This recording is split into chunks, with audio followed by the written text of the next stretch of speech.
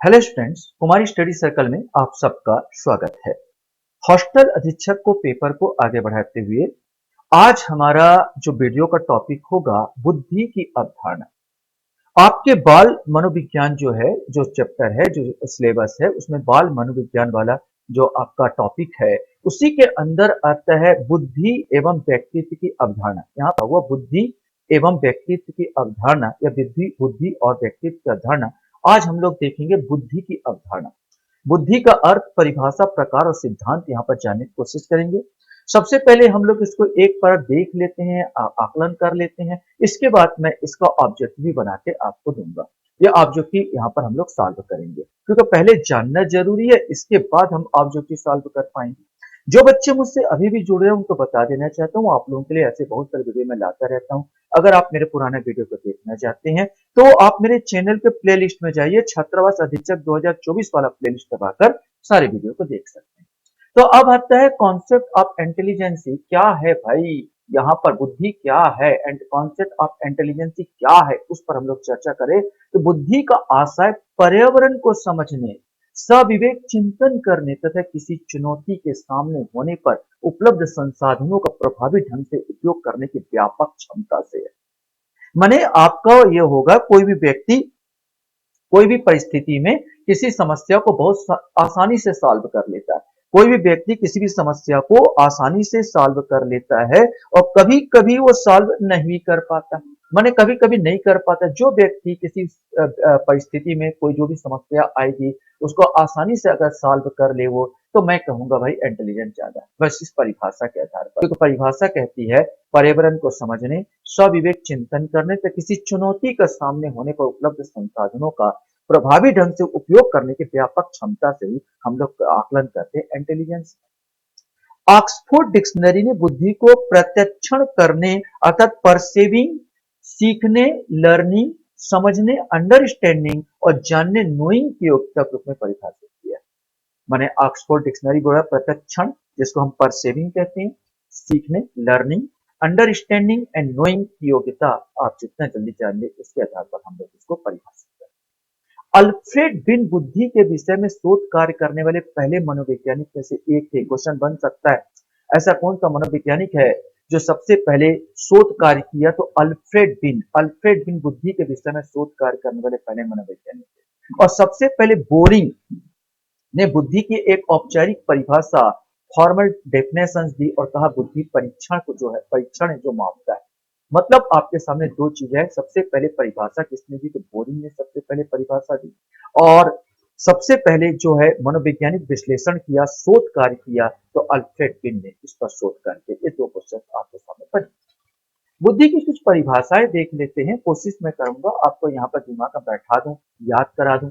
तो बुद्धि की परिभाषा में समायोजन की योग्यता में के रूप में देती, अर्थात वातावरण से जो समय, कुछ विद्वान मानते हैं कि जो जितना अच्छे से, जो जितना सामान्य ढंग से वातावरण में समायोजित हो जाता है, समाज में समायोजित हो जाता है, उसकी बुद्धि उतनी तेज है। तो समायोजन की योग्यता के रूप में बुद्धि को परिभाषित करने वाले में एक आता है स्टर्न के अनुसार। तो स्टर्न के अनुसार बुद्धि जीवन की नई परिस्थितियों तथा समस्याओं के अनुरूप सामान्य समायोजन की योग्यता है। माने इन्होंने वातावरण या परिस्थिति के अनुसार जो समायोजन करते हैं उसके आधार पर समझाया है। तो आप याद करने के याद करना, देखो नाम भी नए नए होंगे आपके सामने, परिभाषा भी नए नए होंगे। याद करने का एक ढंग हो सकता है कि भाई समस्या आ जाए तो टर्न मार लो।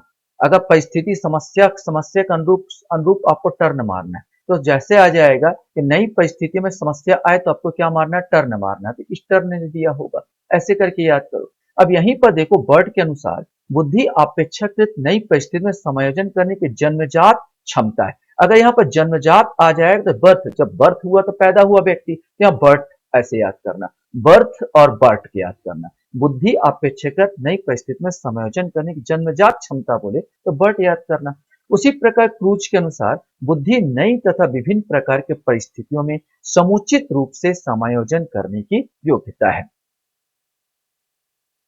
बहुत सारे विद्वान ने इसको सीखने की योग्यता के रूप में बुद्धि को परिभाषित किया है, जिसमें आपका आ जाएगा बंकिंघम के अनुसार बुद्धि सीखने की योग्यता है। मैंने छोटी सी एक परिभाषा बंकिंघम की, बंकिंघम बंकिम चंद्र चटर्जी जब वंदे मातरम उन्होंने लिखा था, एक छोटा सा चीज है, वंदे मातरम बहुत बड़े महत्वपूर्ण लिखा था। इन्होंने कह दिया, इस बंकिंघम भी ने कह दिया कि बुद्धि सीखने की क्या है, योग्यता है। डियर बोर्न के अनुसार बुद्धि अधिगम करने की क्षमता अथवा अनुभवों का लाभ उठाने की योग्यता है। तो बुद्धि अधिगम माने सीखना, करने की क्षमता और अनुभवों का लाभ उठाना। देखो, अनुभवों का लाभ उठाना होगा आपको तो सबको डियर बोलना पड़ेगा, कुछ इस प्रकार के अनुभवों का किसी का लाभ उठाना है बड़े बुजुर्गों का तो सबको डियर बोलना पड़ेगा। यहाँ पर तो ऐसे याद करो, डियर बोर्न आया तो अनुभवों का लाभ उठाना है। चिंतन योग्यता के रूप में बुद्धि को बहुत लोग परिभाषित किए हैं, जिसमें से एक नाम आता है बिने के अनुसार, जिसने सबसे पहले मनोविज्ञान के आधार पर बुद्धि को रिसर्च किया, वही बिने है। बिने के अनुसार बुद्धि अबोध पर आधारित खोज परखता, जो उचित ढंग से तर्क करने तथा उचित ढंग से निर्णय करने की इंगित होती है के रूप में व्यक्त किया जा सकता है। मैंने खोज परखता, खोज तो इन्होंने ही किया था ना, अब खोज परखता जैसा शब्द आता है तो बिने ने ही तो खोज किया था ना, तो ये बिने आ जाएगा। टर्मेन के अनुसार व्यक्ति उसी अनुपात में बुद्धिमान होता है जितने उसमें अमूर्त चिंतन करने की योग्यता होती है। तो अमूर्त चिंतन जहां पर आए तो टर्मेन आ जाएगा, टर्मेन आ जाएगा। अमूर्त चिंतन बोले तो टर्मेन करके याद करो। बुद्धि की व्यापक परिभाषा भी बहुत लोग दिए, सबको समाहित करके, जिसमें एक आता है बैसलर। बैचलर ने बुद्धि के अर्थ को स्पष्ट करते हुए कहा है कि बुद्धि किसी व्यक्ति के द्वारा उद्देश्यपूर्ण ढंग से कार्य करने, तार्किक चिंतन करने तथा वातावरण के साथ प्रभावपूर्ण ढंग से क्रिया करने की सामूहिक योग्यता है। अब इसको भी याद करना होगा। तो देखो, बैचलर या रेसलर, रेसलर लोग भी सामूहिक रूप से लड़ा दो तो एक दूसरे को पटकते रहते हैं यहाँ पर। तो सामूहिक योग्यता होगा जब सब सामूहिक, सबको मिला दिया जाए, मन इसमें पर्यावरण भी मिला दिया जाए, वातावरण भी मिला दिया, चिंतन करना भी मिला दिया जाए, सबको मिला के तो रेसलर याद कर लेना। ऐसी एक और है रॉबिन्सन, और रॉबिन्सन का उनका भी लंबा चौड़ा दिया है कि बुद्धि से तात्पर्य संज्ञात्मक व्यवहारों को उस संपूर्ण वर्ग से है जो सूझ के साथ समस्या समाधान करने, नई परिस्थितियों का अनुकूलन करने, अमूर्त ढंग से सोचने तथा अपने अनुभवों का लाभ उठाने से संबंधित किसी व्यक्ति की क्षमता को इंगित करती है। आप इस भ्रम से याद करोगे तो इतना जरूर है कि जब चार ऑप्शन आपके पास आएगा तो चार ऑप्शन में आपको बोला जाएगा तो आपको उस समय याद आ जाएगा कि वास्तव में इसकी किसकी परिभाषा, एक अनुमान लगा सकते हो। रटने से तो ज्यादा अच्छा है कि इस ढंग से हम याद करें। अब परिभाषाओं के आधार पर बुद्धि की प्रकृति देख लेते हैं, नेचर क्या है बुद्धि का। तो हम यहाँ पर देखते हैं कि पहला, बुद्धि वातावरण के साथ प्रभावकारी ढंग से समायोजन करने की क्षमता है। बुद्धि, दो बहुत सारे विद्वान जैसे बोलते हैं सीखने की, तो हाँ, बुद्धि सीखने की भी क्षमता है। बुद्धि अमूर्त चिंतन करने की भी क्षमता है, जैसे बहुत सारे विद्वानों ने कहा है। अमूर्त चिंतन हम करते हैं, आगे का प्लानिंग करते हैं, सब सोचते हैं, विचारते हैं। बुद्धि विभिन्न क्षमताओं का समग्र योग है। यह व्यक्तियों के समस्या समाधान करने की योग्यता को प्रदर्शित करता है। कौन व्यक्ति कितने अच्छे ढंग से किसी को समस्या को समाधान कर लेता है। कोई एक व्यक्ति आपने देखा होगा, समस्या जहां आ जाता है तो घबरा जाता है, यहाँ तक कि सुसाइड भी कर लेता है। दूसरा व्यक्ति विकट विकट परिस्थितियों में भी क्या कर सकता है, उस समस्या को निदान कर लेता, निकाल लेता है उस समस्या को। इंटेलिजेंस से उसकी बुद्धि ज्यादा है, सिंपल सी बात है। बुद्धि के प्रत्यक्ष व्यवहार के आधार पर मापा जा सकता है। बुद्धि विवेकशील चिंतन करने की योग्यता है। बुद्धि के विकास के लिए आनुवंशिकी व वातावरण दोनों को उत्तरदायी कारक माना गया। मैंने यहाँ पर दोनों कारक उत्तरदायी है। आनुवंशिक जन्मजात जो होती प्रवृत्ति होती, और वातावरण, जैसा आपको पर्यावरण मिलेगा, जैसा आपको वातावरण मिलेगा, उस हिसाब से आपको बुद्धि मिलेगी। एक व्यक्ति, एक बच्चा है, एक माता के दो बच्चे हैं, मैं यहाँ पर बताऊं, एक को वातावरण अच्छा मिला, अच्छा स्कूल, अच्छा तो बुद्धि भी विकास करेगा। एक को अच्छा स्कूल भी नहीं है, टीचर भी अच्छा नहीं है, तो उसका विकास अवरुद्ध हो जाएगा। नो डाउट वातावरण भी इंपॉर्टेंट करता है, और वो भी इंपॉर्टेंट करता है कि भाई एक बच्चा मान लो निर्धन घर से है या उसके खानदान में कोई ज्यादा पढ़े लिखे नहीं है, तो इसका बुद्धि भी थोड़ा सा प्रॉब्लम क्रिएट करता है। और यहाँ पर जन्मजात, ये पहले से ही बोला जाए तो अच्छे घर से पैदा हुआ है ये बालक, और इसके पहले से जो विद्वान लोग है, तो नो डाउट यहाँ पर भी हम देखते हैं कि ऐसा बच्चा होनहार होता है और मेधावी होता है। तो ये दोनों इसमें इंपॉर्टेंट होता है, आनुवंशिकी भी होता है और वातावरण भी होता है। बुद्धि मानसिक परिपक्वता का घोतक है, या आगमन विधि और निगमन विधि द्वारा तर्क करने की योग्यता है। अब बोलोगे आगमन विधि निगमन विधि क्या होता है। आगमन माने आना, निगमन माने जाना। आगमन विधि में सबसे पहले जो होता है, जो उदाहरण द्वारा, बच्चों को उदाहरण द्वारा समझाया जाता है और बाद में नियम बनाया जाता है। ये आगमन विधि का नियम होता है। और निगमन विधि में सबसे पहले नियम को समझा दिया जाता है, इसके बाद उदाहरण बताया जाता है। तो ये दोनों के द्वारा हम तर्क करते हैं और तर्क करके समझते हैं। बुद्धि शाब्दिक व अशाब्दिक योग्यता है। शब्दों के द्वारा और अशब्दों के द्वारा भी लोग समझाते हैं और शब्दों के द्वारा भी समझाया जा सकता है। बुद्धि में व्यक्तिगत भिन्नताएं पाई जाती है, तभी तो हम कहते हैं एक को बुद्धू कहते हैं, एक को बुद्धिमान कहते हैं, एक को होशियार कहते हैं, एक को बुद्धू कह देते हैं। माने यहाँ पर दो भिन्नताएं पाई जाती है। बुद्धि को किसी कार्य करने की प्रणाली के द्वारा अवलोकन किया जा सकता है। अब आता बुद्धि के प्रकार की, अगर हम लोग बातें कि प्रकार क्या है, तो इसमें क्वेश्चन बन सकता है कि किसने इसको तीन प्रकारों में बांटा है। तो याद रखना, E L Thorndike, E L Thorndike ने बुद्धि को तीन भागों में विभाजित किया है। सामाजिक बुद्धि, स्थूल बुद्धि और अमूर्त बुद्धि। तो चलिए ये भी क्वेश्चन बनेगा कि तीन भागों में सामाजिक बुद्धि, स्थूल बुद्धि और अमूर्त बुद्धि में किसने बांटा है। तो ई एल थर्नडाइक, याद रखेंगे इस चीज को। सामाजिक बुद्धि क्या कहता है, मतलब साफ नजर आ रहा है कि समाज में आप कितने अच्छे से मिलनसार व्यक्ति, एक सोचे एक व्यक्ति है जो बहुत अच्छे तरह से घुल मिल जाता है लोगों के साथ। मिलनसार व्यक्ति, किससे कैसे बात करना उसको आता है, तो समाज में उसकी योग्यता भी ऊंची होगी। और ऐसे व्यक्ति अक्सर नेता ज्यादा हो जाते हैं, नेता टाइप के हो जाते हैं, क्योंकि इसकी सामाजिक बुद्धि बहुत ज्यादा है। यही है सामाजिक बुद्धि, सोशल इंटेलिजेंस। सामाजिक बुद्धि से अभिप्राय व्यक्तियों को समझने तथा उनके साथ व्यवहार करने की योग्यता से है। सामाजिक बुद्धि व्यक्ति में सामाजिक कौशल, सोशल स्किल विकसित करके उन्हें समाज में व्यवहार कुशल बनाती है। ऐसे व्यक्ति अच्छे नेता बनते हैं।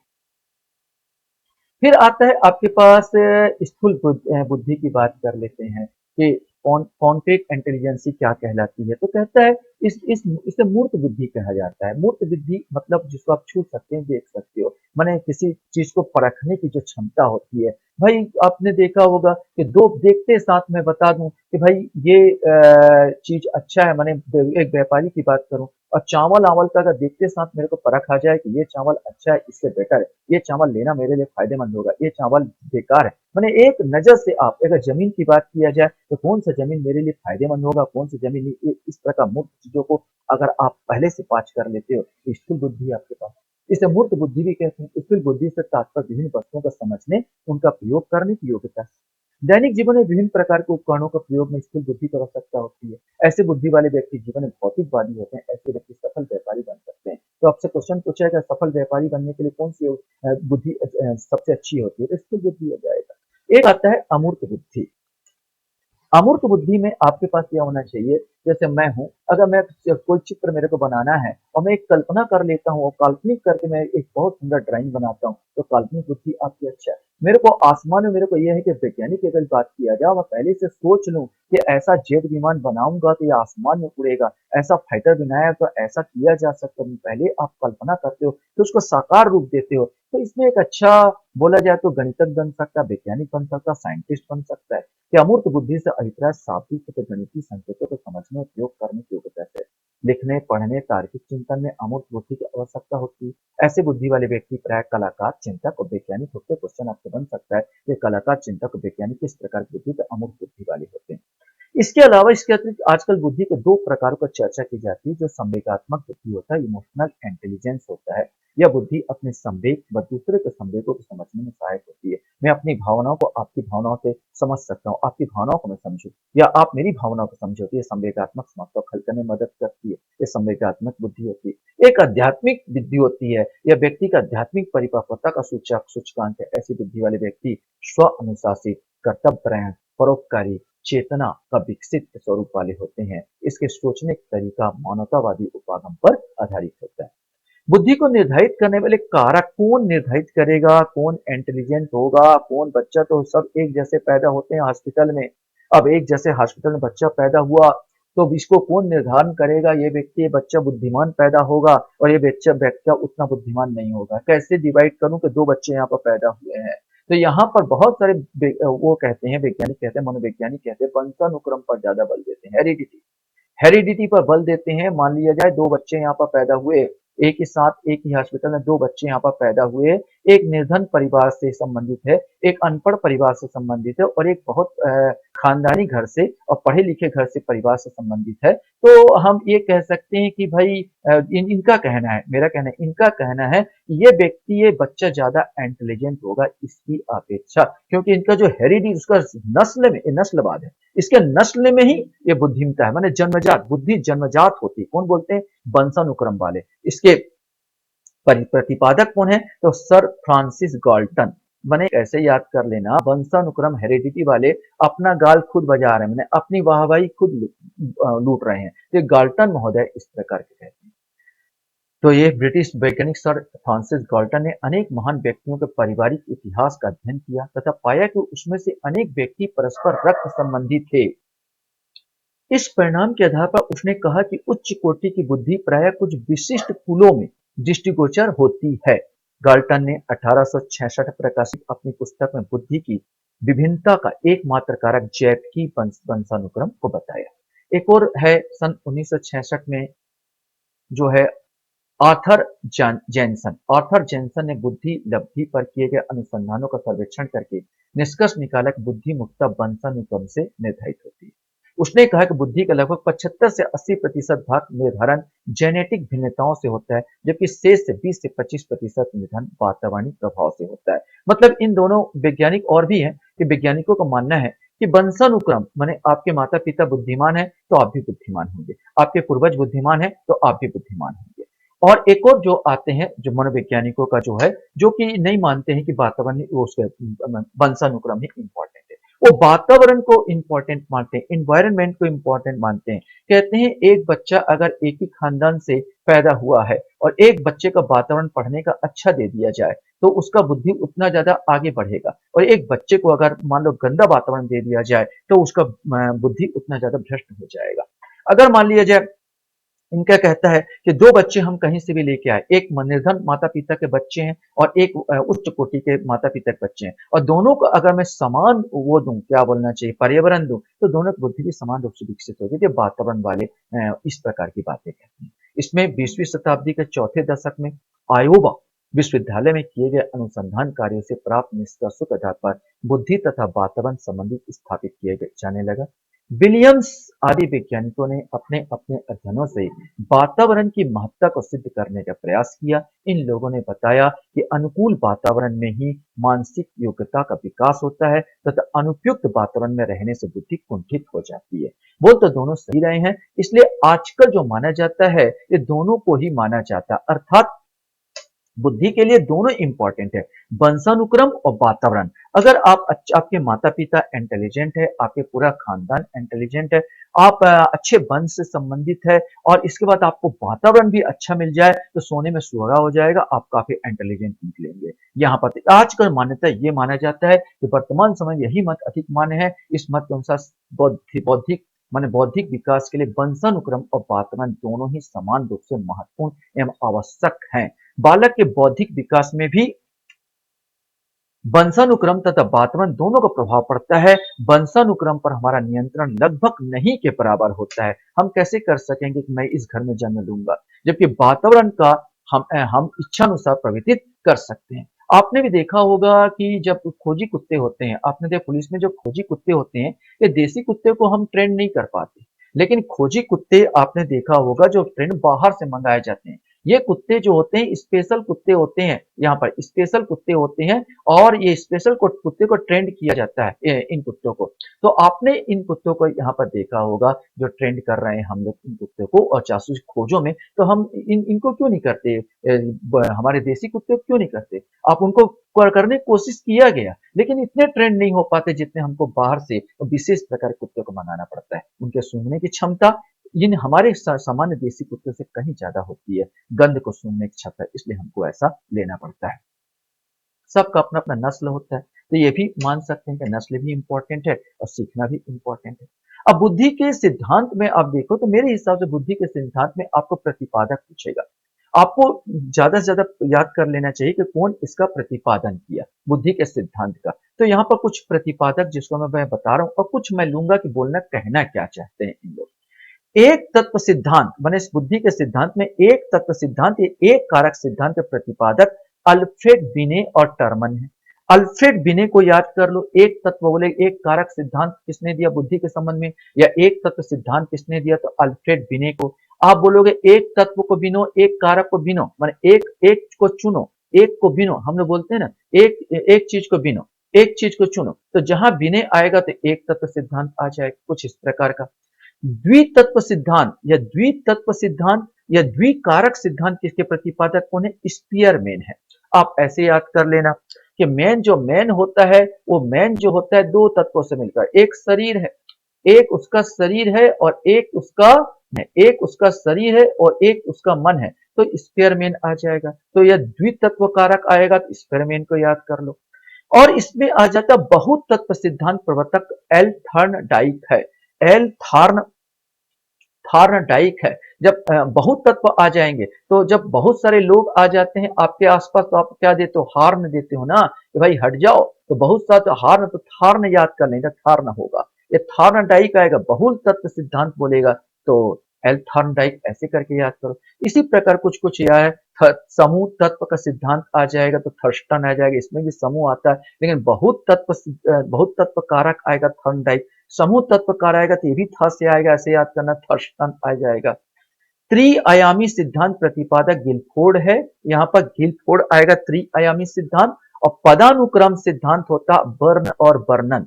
पदानुक्रम माने क्रम, एक क्रम बाई क्रम, तो बर्न एम बर्न, बर्न माने जब आग जलता है, ऐसे याद करो, बर्न माने आग जलता है, तो क्रम से एक साइड लगाओगे तो क्रम से ऐसे करके लड़ी लगा दो, तो एक क्रम में आग को जलाओ तो ऐसे लड़ी से चलते चले चले जाएगा।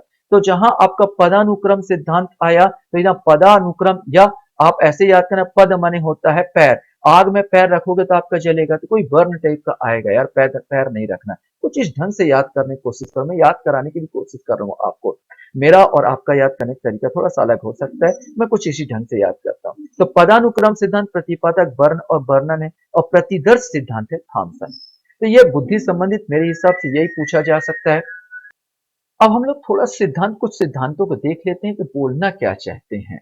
अब इसमें आपका एक कारक सिद्धांत की बात किया जाए तो इसको किसने दिया था, तो ये अल्फ्रेड बिन ने इसको दिया था, माने एक तो बिन, एक कारक कोई भी हो जाए। इस सिद्धांत का प्रतिपादक अल्फ्रेड बिने ने किया है। बाद में अमेरिकन मनोवैज्ञानिक टर्मन व स्टर्न तथा जर्मन मनोवैज्ञानिक एविहांस ने इसका समर्थन किया।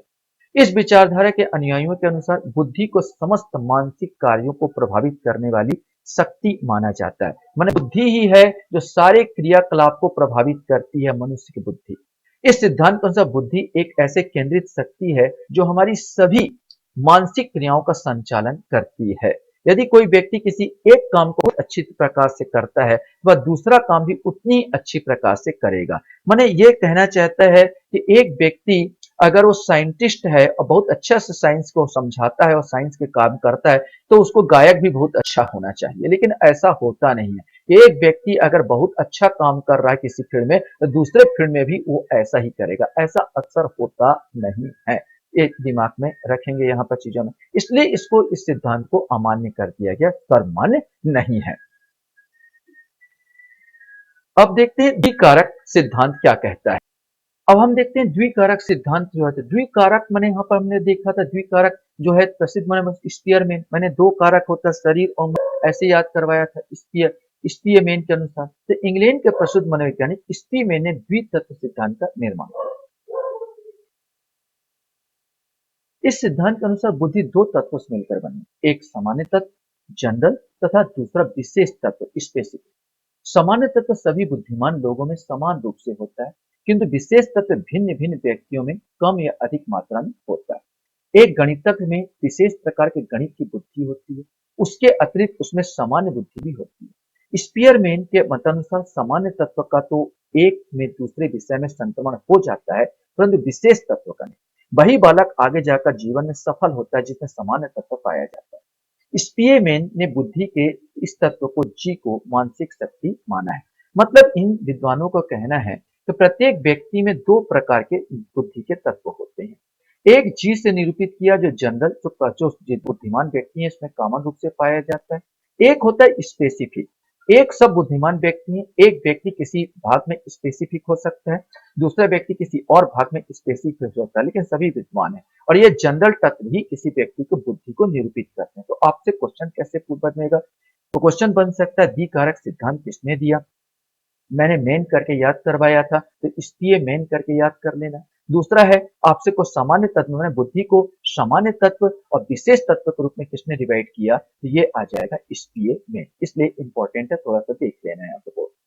फिर अपने पास आता है बहुकारक सिद्धांत। बहुकारक सिद्धांत तो मैं थार्नडाइक हार्न से याद करवाया था आपको, कि हार्न से आपको याद करना है, तो थार्नडाइक आ जाएगा। तो बहुकारक सिद्धांत, थार्नडाइक ने बुद्धि के बहुकारक सिद्धांत का प्रतिपादन किया था। इस सिद्धांत के अनुसार बुद्धि अनेक स्वतंत्र कारकों से मिलकर बनी है। इस स्वतंत्र कारकों में से प्रत्येक कारक किसी विशिष्ट मानसिक योग्यता का आंशिक ढंग से प्रतिनिधित्व करता है। व्यक्ति के द्वारा किसी भी मानसिक कार्य को संपन्न करने में ऐसे अनेक छोटे छोटे कारक एक साथ मिलकर सहायता करते हैं। इसके बाद समूह कारक सिद्धांत, ये भी थ से ही नाम आएगा, थर्स्टन आएगा। कि देखिए, समूह कारक बुद्धि सिद्धांत के अनुसार बुद्धि न तो सामान्य कारकों का प्रदर्शन है, न ही विभिन्न विशिष्ट कारकों का, अपितु इसमें कुछ ऐसे निश्चित मानसिक क्रियाएं होती है जो सामान्य रूप से मूल कारकों में सम्मिलित होती है। ये मानसिक क्रियाएं समूह का निर्माण करती है, जो मनोवैज्ञानिक एवं क्रियात्मक एकता प्रदान। आशा करता हूँ ये वीडियो आपको अच्छा लगा होगा। आप लोग मेरे वीडियो को वॉच करते हो, इसलिए धन्यवाद। Thank you very much.